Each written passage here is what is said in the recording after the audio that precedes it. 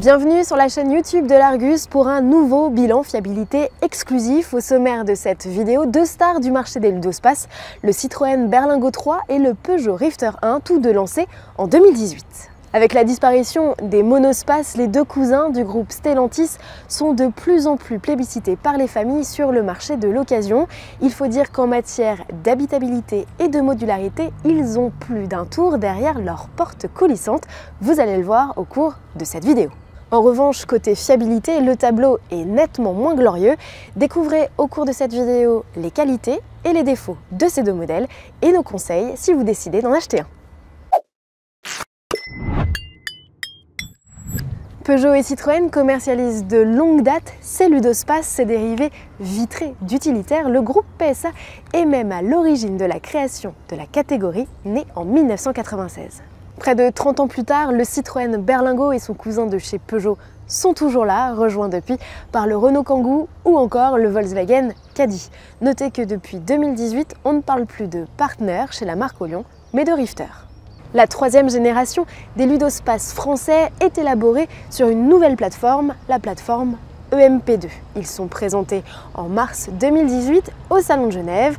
Les équipes de Gilles Vidal chez Peugeot présentent un Rifter adoptant les codes des SUV, tandis que chez Citroën, Alexandre Malval présente un petit van à l'allure robuste. Les deux modèles adoptent une signature à peu près identique avec un pare-brise avancé, un capot plat et raccourci et une calandre très verticale. Le restylage opéré en 2023 affirme le dynamisme des deux modèles avec notamment l'ajout de projecteurs à LED et de calandres spécifiques. Projecteurs à LED façon griffe chez Peugeot, en forme de C chez Citroën pour correspondre à la nouvelle identité de la marque. Notez qu'au centre de leur calandre, les deux modèles arborent désormais les logos néo-rétro de leurs marques respectives. Le Berlingo et le Rifter sont disponibles en deux tailles, une version M ici présentée de 4,40 m de long avec 5 places d'office à bord et une version XL 35 cm longue avec 5 places à bord et 2 places supplémentaires en option. Passons au chapitre des motorisations. En essence, on a deux blocs, 1 litre de PureTech de 110 ou 130 chevaux, des moteurs davantage connus pour leur fiabilité désastreuse que pour leur agrément. En diesel, Peugeot et Citroën ont proposé jusqu'à 3 versions du 1,5 L Blue HDI sous le capot des Rifter et Berlingo.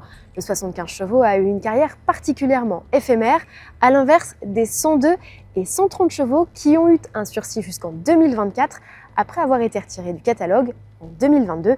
Les normes en matière d'émissions de CO2 ont eu raison d'eux, chez les particuliers uniquement, puisque les professionnels, eux, y ont toujours accès. Notez que la boîte EAT8 n'est proposée qu'avec le diesel le plus puissant. Pour les particuliers, c'est simple, il ne reste donc plus au catalogue du Berlingo et du Rifter que la version 100% électrique de 136 chevaux lancée en 2021.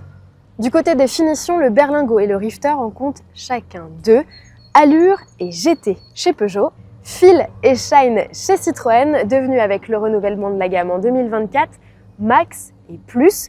Le Berlingo a également proposé une finition totalement dépouillée live, aujourd'hui disparue. Enfin, spécificité également chez Citroën, un pack esthétique dit XTR qui permet de rajouter quelques attributs baroudeurs au modèle, mais sans égaler le look du Rifter, c'est-à-dire pas de passage de roue ici en plastique noir, mais juste des sabots de protection en alu et à l'avant et à l'arrière.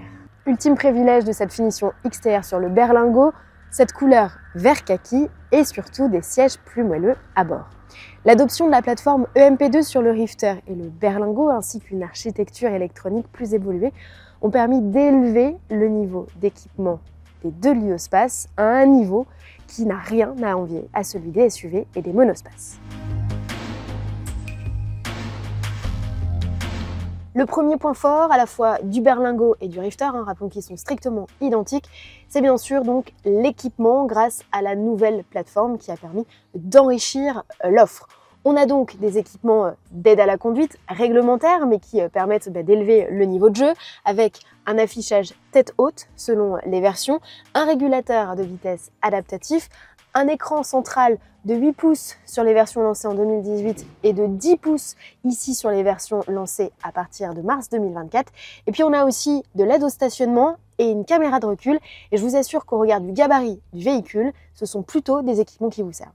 Deuxième point fort des berlingots et Rifter, et c'est ce qui fait littéralement craquer toutes les familles, la modularité et les rangements. Ils sont particulièrement nombreux. On va commencer ici avec le rangement dans la console centrale qui peut facilement accueillir plusieurs bouteilles d'eau. On a également non pas une, mais 2 boîtes à gants avec ici en partie supérieure et une en partie basse. Le déplacement de l'airbag au niveau du pavillon a permis d'accueillir ici un rangement. On a des très grands bacs de porte qui permettent également de loger une bouteille. Et spécificité de cette version M équipée d'un toit panoramique, c'est ce rangement transversal qui est même translucide pour laisser passer la lumière, mais voilà, au moins ça permet à chacun des passagers de pouvoir y loger des petits accessoires. Et puis, sur la partie arrière, on a encore d'autres rangements qui sont au niveau, du pavillon, des petites cachettes secrètes dont les enfants raffolent. Le conducteur a aussi le droit à ces espaces de rangement, avec ici l'emplacement pour la canette, et quand on n'a pas l'affichage tête haute, un astucieux petit rangement juste devant le volant. Bref, dans le berlingot comme dans le Rifter, le nombre de rangements surpasse largement celle d'une commode d'apothicaire. Au niveau des places arrière, on est bien installé, on a beaucoup d'espace aux jambes, même sur cette version avec seulement 2,79 m d'empattement, sur cette version de 4,40 m. On est généreux à la fois à la tête et aux jambes. On a 2 séries sur le berlingot, normalement une banquette, mais ici sur cette version XTR, nous avons le droit à 3 sièges individuels, mais ils ne sont pas le coulissant. Mais ça permet au moins d'installer 3 sièges auto de bonne taille sur cette banquette et ainsi voilà, répondre tout à fait aux exigences des familles. Troisième point fort de nos ludospaces français, cette faculté à se transformer en véritable camion de déménagement, et ça assez simplement, en escamotant tout simplement les sièges du rang 2. Vous voyez, c'est très simple. On obtient une surface de chargement totalement plane et il est même possible de gagner en longueur en abaissant le dossier du siège avant. On obtient alors une longueur de chargement totale de 2,70 m sur les tailles M et de 3,05 m sur les tailles XL. Notez que dans la configuration XL avec 7 places, les 2 sièges supplémentaires qui se trouvent dans le coffre ne sont pas escamotables. Là, dans ces cas-là, il faut les attraper, les extraire et trouver un moyen de les stocker. Quatrième point fort du berlingot comme du Rifter, le volume de coffre sous tablette avec 775 litres annoncé par le constructeur et un seuil de chargement très bas qui permet, même pour des objets lourds, de facilement les charger. Autre astuce, sur le volet de coffre, un petit bouton ici qui permet d'ouvrir la lunette arrière et on peut ainsi facilement récupérer des choses dans le coffre sans avoir à ouvrir l'intégralité du haillon. C'est bien pratique. Cinquième point fort de nos 2 ludospaces, le confort. Ni le berlingot ni le Rifter ne profitent d'un amortissement spécifique, mais le filtrage est d'une grande qualité et donc c'est à souligner. Retrouvez tous les points forts des Citroën Berlingot et Rifter sur notre fiche fiabilité sur l'argus.fr.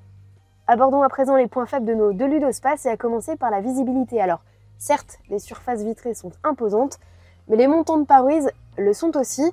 Attention donc aux passages protégés ou aux intersections à ne pas faucher un piéton ou un cycliste qu'on n'arrive pas forcément à bien discerner. Et toujours concernant la visibilité, un autre grief, c'est le réglage du rétroviseur central qui peut nécessiter plusieurs manœuvres, notamment pour les passagers les moins grands. Deuxième point faible de nos ludospaces, la qualité des matériaux. Alors certes, les 2 marques ont fait des efforts en intégrant des plastiques texturés, donc le rendu est plutôt sympathique, mais on a toujours aussi des matériaux plus bas de gamme, plus sensibles aux rayures et aucun plastique moussé. C'est dommage.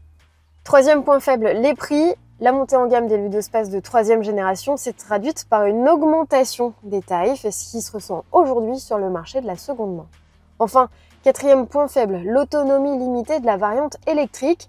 L'association moteur-batterie des jacks gourmandes sur des modèles plus petits de la gamme Stellantis, comme le 2008 par exemple, souffre d'autant plus dans ce modèle plus gros et plus lourd. Nos mesures montrent qu'elle peut suffire au quotidien, mais absolument pas d'envisager de longs trajets.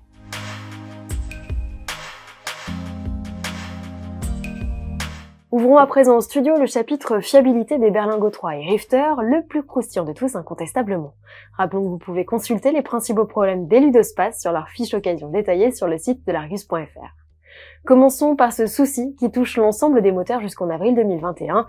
Si vous entendez un bruit de claquement au niveau du moteur, la biellette anti-couple est certainement en cause et à changer. Poursuivons avec la fiabilité du moteur 1 litre de PureTech Essence. Nos Ludospace reçoivent le bloc de deuxième génération avec une courroie. Jusqu'en juin 2022, les modèles équipés peuvent souffrir d'un manque de puissance, d'une perte d'assistance au freinage ou d'un voyant de pression d'huile allumé. Pour y remédier, plusieurs solutions, le remplacement de la courroie, voire de la pompe à huile et à vide. Dans les cas les plus extrêmes, un changement complet du moteur peut être préconisé. Face au problème, Stellantis a mis en place une extension de garantie jusqu'à 10 ans ou 175 000 km. Autre souci majeur relevé sur les 1 litre de PureTech produits jusqu'en février 2023, la surconsommation d'huile. Dans le cas d'un appétit supérieur à 0,3 litres au 100 km, il faut remplacer le déshuileur des vapeurs d'huile. Les véhicules impactés peuvent bénéficier de l'extension de garantie 10 ans ou 175 000 km. Des à-coups moteurs avec allumage du voyant diagnostic ont également été relevés dans les notes techniques des marques. La raison, l'encrassement de la culasse. Ici, deux solutions possibles, nettoyer la culasse ou remplacer selon le diagnostic les bougies, le déshuileur ou l'échangeur thermique. Le diagnostic peut aller jusqu'au remplacement du moteur. L'extension de garantie 10 ans ou 175 000 km est toujours d'actualité dans ce cas précis. Le voyant diagnostic allumé peut aussi être à l'origine d'autres problèmes. Il peut nécessiter le remplacement de la bobine d'allumage ou de la pompe à essence haute pression pour les modèles jusqu'en juin 2021. Le témoin du tableau de bord peut aussi être le signe d'une culasse poreuse. Solution alors, la remplacer. Enfin, pour les véhicules jusqu'en février 2021, les bougies sont à changer avec une nouvelle référence. Et si le problème persiste, le remplacement du moteur est à prévoir. Sur le 1 litre de PureTech des berlingots et Rifter, des démarrages difficiles ou impossibles ont aussi été constatés. Dans le cas de simples difficultés, le remplacement des injecteurs ou de la pompe haute pression est à prévoir. En revanche, dans le cas où le véhicule reste à l'arrêt, les bougies sont à changer. À noter que pour les modèles équipés de la boîte EAT8 jusqu'en octobre 2020, le démarreur peut être la cause du souci et nécessite d'être changé.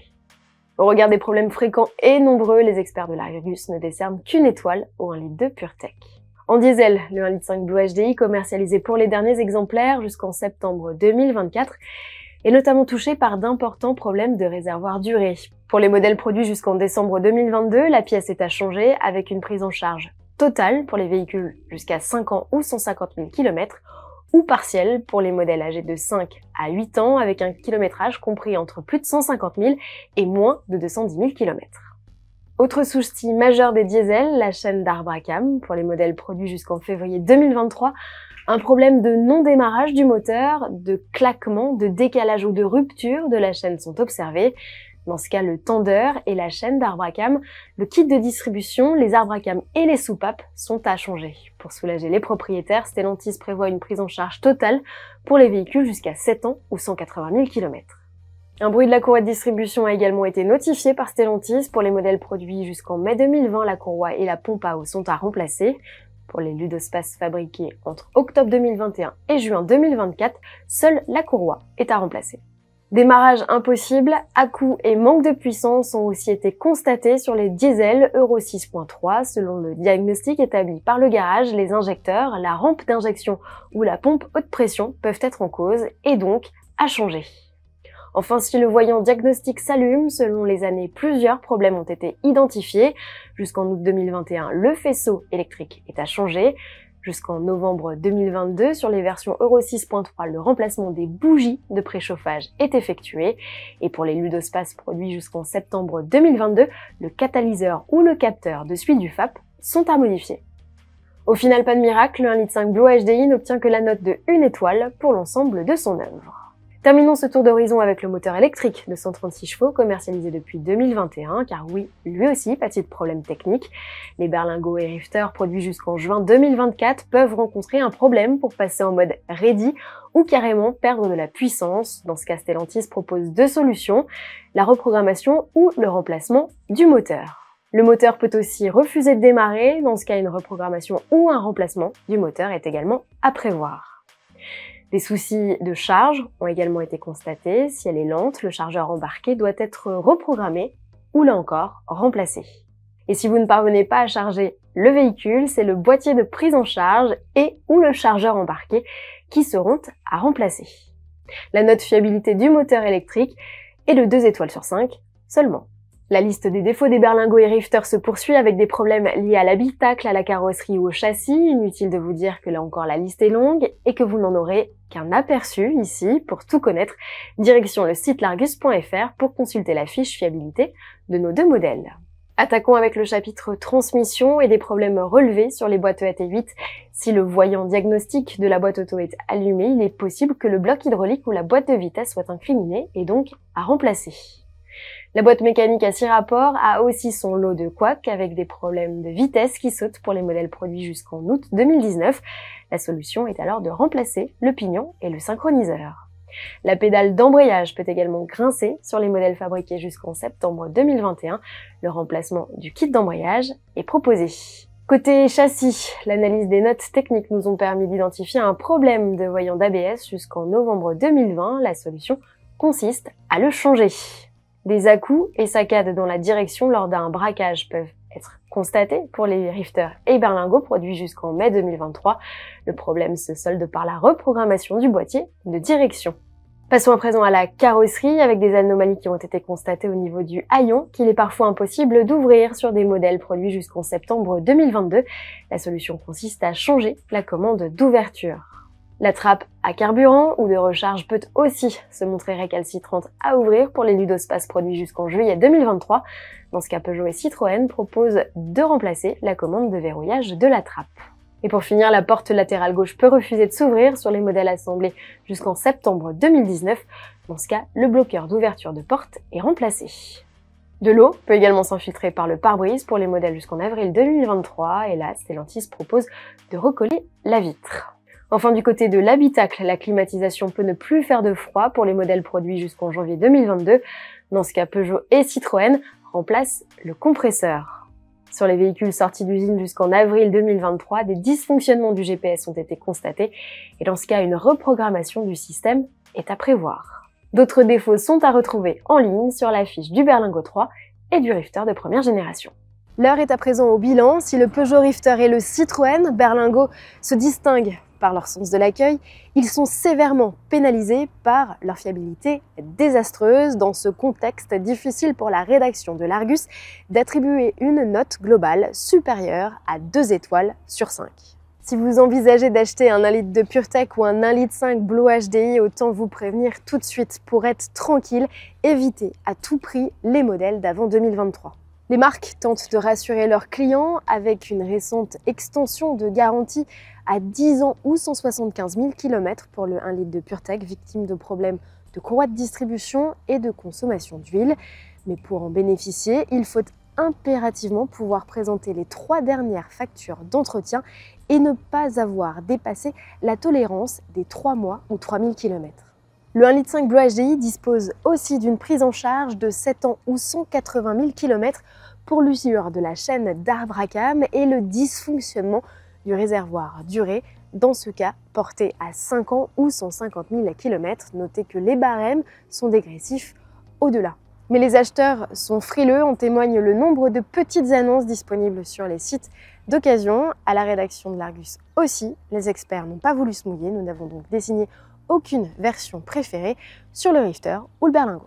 Si l'idée d'un Ludospace vous séduit, mais sans les ennuis, votre regard peut aussi se tourner vers les concurrents que nous allons vous citer, à commencer par le Fiat Doblo ou l'Opel Combo Life, 2 cousins du Citroën Berlingo et du Peugeot Rifter. Il y a aussi bien sûr le Renault Kangoo et son cousin de chez Dacia, le Docker, ou encore le Volkswagen Caddy Life et le Ford Tourneo Connect.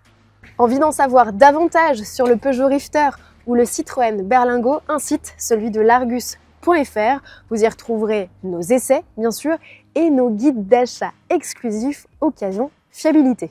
Envie de nous partager une mésaventure ou au contraire une bonne surprise avec l'un des 2 modèles que nous venons d'évoquer, n'hésitez pas à nous écrire à l'adresse qui s'affiche juste en dessous. Et bien sûr, abonnez-vous à notre chaîne YouTube Largus pour être tenu informé des dernières publications de vidéos autour de modèles d'occasion. À bientôt.